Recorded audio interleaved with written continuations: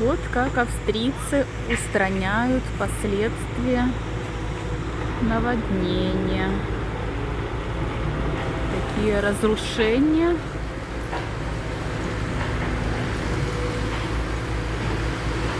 Произошли у нас в Нижней Австрии. И спустя 2 недели уже начинают восстанавливать дорожки. Все, что разрушилось водой.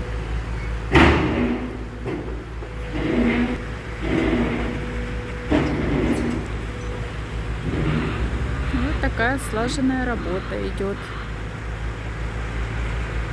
Посмотрим, за сколько времени они восстановят эту разрушенную нашу любимую дорожку вдоль ручья.